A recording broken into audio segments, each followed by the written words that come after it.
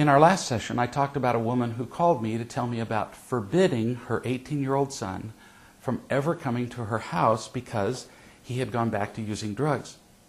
She thought she was going to motivate him not to use drugs, but I suggested that she was a little late for that. He had already made his decision to use, and now she needed to decide how to respond to his use, rather than trying to control it. In dealing with any addict, we need to understand why they use drugs. Addicts use drugs to eliminate the emotional pain in their lives, the pain they feel as a result of not feeling loved. If we're critical of them and try to control them and shame them, we only make them feel more unloved. And then they are more likely to use, not less. So this mother wanted to know if she was just supposed to stand by and do nothing. I said, oh no, there's a lot you can do. You can love him. Every time you see him, you hug him, you look into his eyes, you ask him how he's doing. You communicate in 100 ways that you care about him. The problem is that now all he hears you say is, stop using drugs.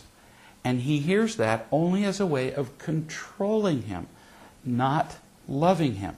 Now, I know you say that you're trying to get him to quit because you care about him, but the moment you become irritated at him, you also show that you have an agenda of your own, and that is not unconditional love.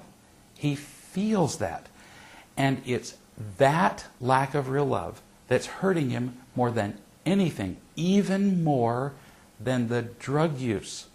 This is critical. Right now, he needs your love a lot more than he needs your advice. A lot more. So he doesn't need to hear you say, stay away from me when you're using. He needs to hear you say, I love you no matter what, even when you use. So then she said to me, but when he's using, he's miserable to be around. I understand that, I said. When he's using, you certainly don't have to let him live with you. But you do need to love him and not try to control his drug use. That's just hurting him. And you've proven that with your own experience. That's not a guess on my part. But you can stop at telling him that he can't live with you.